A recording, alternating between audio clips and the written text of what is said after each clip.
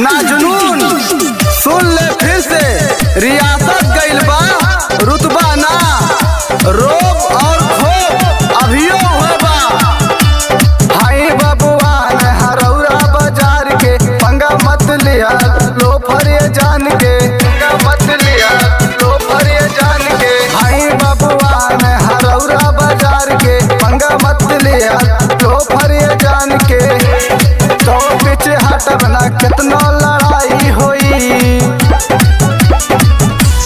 आज जेल होई कल बेल होई, वह परसों से वह खेल होई। आज जेल होई कल बेल होई, वह परसों से वह खेल होई। हथियार तो खाली 100 खातिर रखीला बाबू, खौफ खातिर नमोए काफी बा।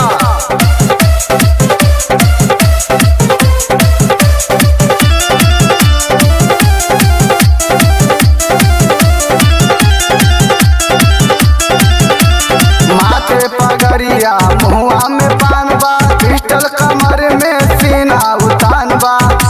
ई है तो असली बबुआन के पहचान बा, ई है तो असली बबुआन के पहचान बा। अरे 100 पे एक अकेल होई, आज जेल होई कल बेल होई, और परसों से वह खेल होई। आज जेल होई कल बेल होई, वह परसों से वह खेल होई। हमारे दोस्ती का फायदा उठा लिया बाबू, काहे से हमारे दुश्मनी का नुकसान ना सह पैबा।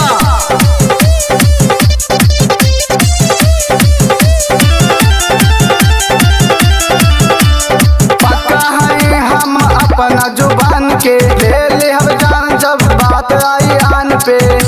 करी ले ना सही ले माटी के अपमान के, करी ले ना सही ले माटी के अपमान के। मार देब जब माथा फेल होई,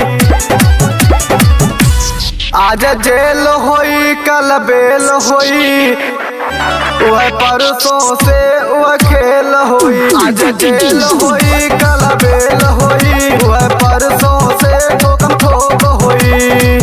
सिकंदर तो अपने मर्जी के हैं हम, यहाँ दुनिया नहीं दिल